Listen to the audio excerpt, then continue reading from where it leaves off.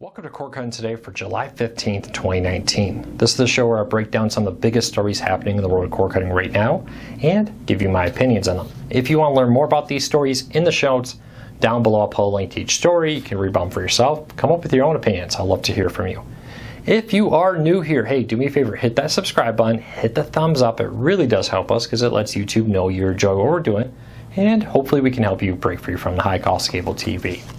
Today is going to be an Amazon Prime Day kind of focus show. We do have some other news, so hang in here after I cover a bunch of Prime Day deals if you're looking for the news, or fast forward about halfway through. But if you want to help Cord Cutters News, I'll put a link to the deals down below. These are affiliate links and they do help Cord Cutters News, so appreciate it. Or just go to Amazon.com, type in the product you're looking for if you don't want to use one of our affiliate links. Either way is fine. First though, yesterday, early Prime Day deal started and there were some issues. You probably saw we posted about the Amazon Fire TV stick for $14.99, the 4K stick for $24.99, etc.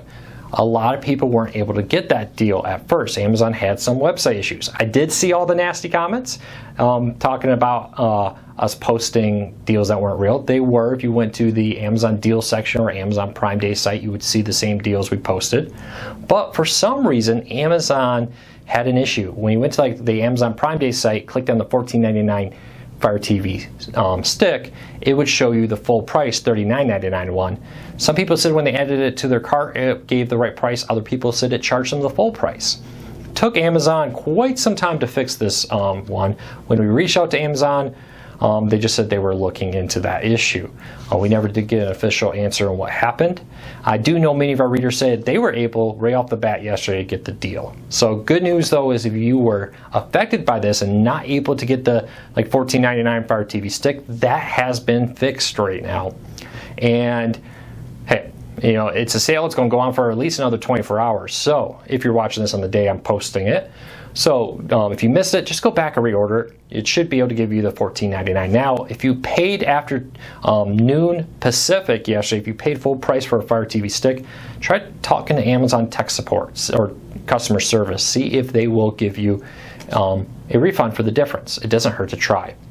But just, you know, word of caution before you leave any nasty comments about, hey, this deal isn't working. Bear with us. If we're posting a deals out there, there's a reason. It could be the deal is ended, or like this, it could be just Amazon for some reason was having a freak out, because if you logged out your Amazon Prime account, it showed the right price.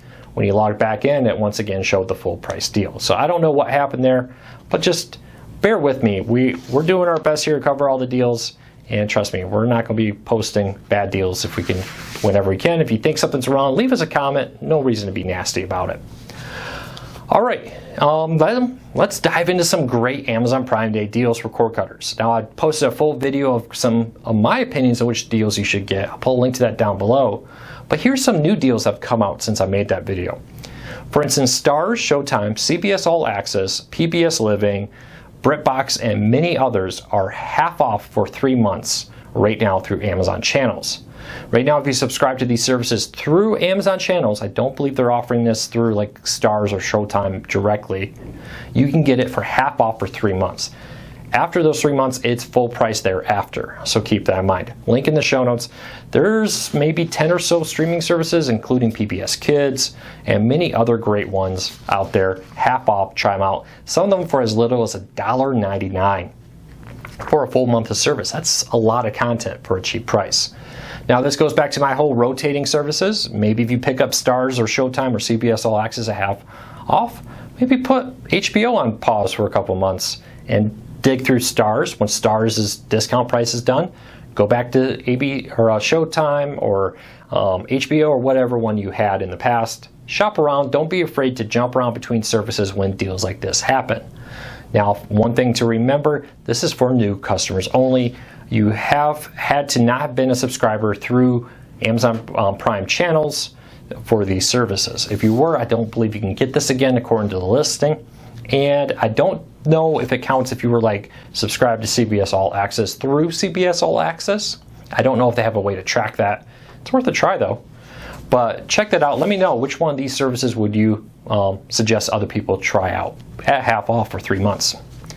Also, Roku is having a Prime Day sale. This started early yesterday. Roku kind of got a jump on Amazon by starting theirs a day early. A lot of people are like, oh, don't buy today, it may be cheaper tomorrow. I think the sale price you see right now that went live yesterday for Roku players, like a $69 Roku Ultra and a $29.99 or $24, excuse me, Roku Express. I think that's the price it's going to be.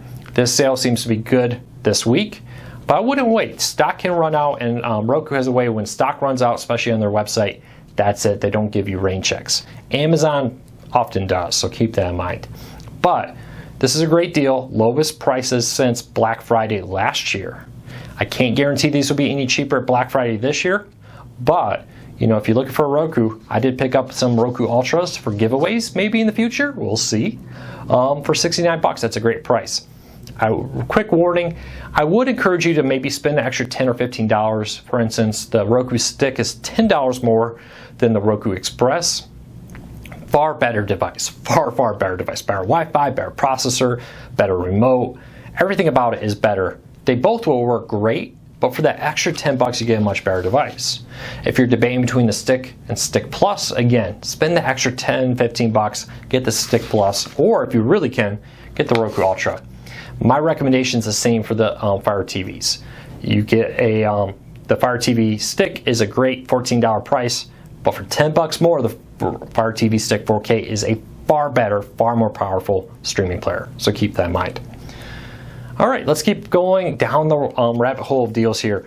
Amazon has their Fire TV Edition Smart TVs on sale. Probably the best deal, if you ask me, is the Fire TV Insignia 50-inch 4K HDR TV for $249.99. This is the lowest price it's ever been at, as to the best of my knowledge. It's a great TV with HDR10, 4K, and a Fire TV built into it. They also have a Toshiba 43-inch one for like $189. Same specs, 4K, HDR10, etc. But for a little bit more, you get a much bigger TV. I would check that out. But if you need something smaller for your living room, get that 43-inch Toshiba Fire TV. The Signia one is the best one at the 50-inch. The Toshiba is the best one at the 43-inch. Keep that in mind. They're both Fire TV Edition Smart TVs. All right, let's keep on going. If you've been thinking about trying Sling TV and you want a Fire TV, think about getting a Fire TV right now, because you're going to get a $45 Sling TV credit. Plus, you're going to get $15 off Sling TV for the first 3 months.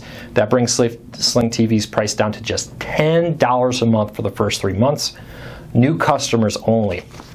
I have a post explaining this. If you bought a Fire TV Stick starting yesterday, in the next week you should get an email that will say, hey, here's a promo code. You go to like slingtv.com/promos, enter the code there, create an account, then you get the credit plus the $15 off for the first 3 months and full price thereafter. So keep that in mind. This is a really good deal, especially when you add in the fact that you have a $45 Amazon Prime credit. So keep that in mind. Legal details, all the fun stuff you need to know in the show notes down below. If you have any questions on that Sling TV deal, down below. Don't believe that's being offered through Sling TV's website. I believe this only works if you buy a Fire TV on Prime Day. I think it ends tomorrow. You're going to get this deal.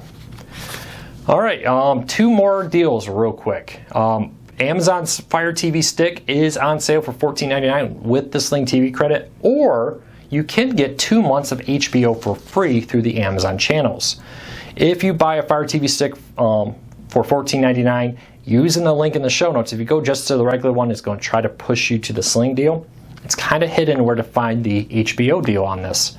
But you can get 2 months of HBO at that $14.99 price. Considering HBO now costs $14.99, this is basically like a free Fire TV Stick or 2 free months of HBO, however you want to look at it. This is a really good deal. Link in the show notes down below. All right, last deal or last post of the day real quick. In the show notes down below, I have a link to our guide, our buyer's guide for cord cutting deals. Now, a lot of people have been asking me, Luke, which is the best one to get? I kind of break that down like I talked about earlier, how spending the extra $10 for the Fire TV Stick 4K is worth it, or spending a little extra to get a little nicer Roku is worth it. So in that buyer's guide, we'll be updating it all day. Our intent is DVRs, etc. as we find more, we'll be posting about them. But I'd love to know what your opinion are, what you think are the best deals. If you find a great cord cutting deal you don't think we've covered, go to cordcardsnews.com, click on that Contact Us tab, send us an email, include a link if you could. That's why going to the Cord Cards News one is best, because you can send us links. YouTube automatically holds all links in comments for admin review to cut down on spam. So go to cordcardsnews.com, click on Contact Us, send us an email, include a link if you can to the deal so we can let as many people know. All right, one news story I wanted to cover real quick. Dish is cracking down on IPTV. Dish started a bunch of lawsuits last year. CCT was probably the most well-known of these lawsuits, targeting the IPTV service CCT, which offered tons of channels for like $20 a month, and Dish won it. Now they're going after a bunch of other companies, including hosting companies who are not responding to DMCA takedown requests for Dish content. I've been getting a lot of questions on this I wanted to address. First, how can Dish be suing people for streaming content? Well, Dish owns exclusive rights to a handful of channels in the United States. When they buy exclusive rights, they have the rights to go, hey, this person's distributing this channel here in the United States. We are the exclusive company for that here. So they have the ability to do that, and that's how Dish is going after this. Or if they can detect successfully you're using a Dish signal to offer this pirated content. Now, the other question I've been getting a lot is, why is Dish doing this? Are they really going to collect it? They're threatening IPTV subscribers. Are they getting it? Well, according to reports, yes, for some IPTV subscribers, they have successfully gone and gotten money from. So keep that in mind. Through their satscams.com website, which is a website Dish and Bell have used in the past to go after satellite pirates, people using pirated boxes to get Dish signal. Now Dish is going after people who use IPTV through the same system. SatScams is a well-oiled machine that's very good at what it does, has a lot of success in courts. Don't think this is a veiled threat. This is a threat that Dish is fully prepared to follow up. If you don't pay their requested few $1,000s in fines for doing this, they will take you to court. We've seen, there's testimonials about this on their website. We've seen them doing this for over 10 years on the satellite side. So just be warned. Now, people are saying, well, yeah, they're winning all these big judgments against like CCT and CCT resellers, but will they ever collect? They don't necessarily need to collect to destroy that company and destroy the people behind these deals. Multi-million-dollar judgments means that Dish will be able to put liens against them, be able to put debt collectors on them and more, because they got a court-ordered judgment against them.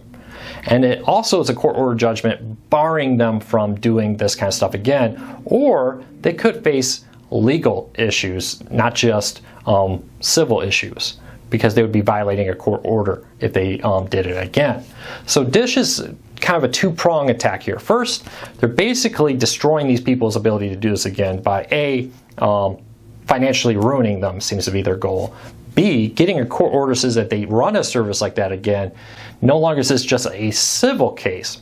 This becomes a criminal case because you just violated a court order, right? You just went against what a judge told you to do. That's not something you want to do. That could be a contempt of court kind of issue. I'm no lawyer. Talk to a lawyer if you want a full case there. So quick explanation there. But that's their real hope. And they're hoping to put fear in other people who are interested in doing this, right? Hey, it may seem like a harmless little thing. I sell some IPTV service on the side on Facebook. We sure see plenty of people spamming us with those links. But now you're seeing multi-million-dollar judgments, liens going against them. I'm sure at some point they're probably going to go after people's homes, after people's pensions, after people's works, to put liens against them to get money from their paychecks before they even see it, and other things. So it's making an example of these people. You say, hey, Luke, that doesn't work. It's kind of worked with things like torrents. So BitTorrent and other places, after all the lawsuits, we did see a noticeable drop. When we saw things like LimeWire, the lawsuits did result in a noticeable drop in people using those kind of services. Some people moved on to other places. Some people did not. So it's kind of one of those things. It's never a game that's easily won on either side. Dish is not going to win this overnight by these lawsuits, but Dish is definitely playing a long ball game here. That, hey, Set TV, when they took them down, had more subscribers than some legitimate legal live TV streaming services at the time. They were bringing in millions of dollars a month. Some of these IPTV services are massive, multi-million-dollar businesses that Dish is going to do their best to destroy, because it does hurt Dish. This argument that, well, those people would never subscribe to a live TV service anyways, I don't think really holds water, because I think most of the people out there would. I think many of the people who subscribe to Set TV, if there were no other options but legal options, would have probably subscribed to legal options. You could definitely make an argument that some wouldn't, but I bet most would. So just keep that in mind.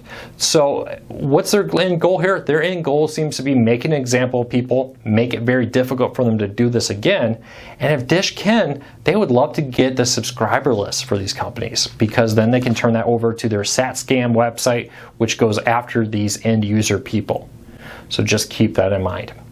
If you have any questions on this story, if you have an opinion on Dish going after it, I hope this answers your questions. I am no lawyer. This is my personal opinion to the best of my knowledge. Talk to a lawyer if you ever find yourself receiving one of those threatening lawsuit letters. Definitely talk to a lawyer is my #1 recommendation. Many lawyers may give you a free consultation the first time, kind of help you, and then from there charge you. So just keep that in mind. But I'd love to know what you think. I'd love to know what you think of these Amazon Prime Day deals, and which ones you would recommend. Leave us a comment down below. And again, if you find any deals, go to Court Cards News, hit that contact us. We really appreciate it. I will see you tomorrow. Thank you for your support. Take care, everybody, and be safe.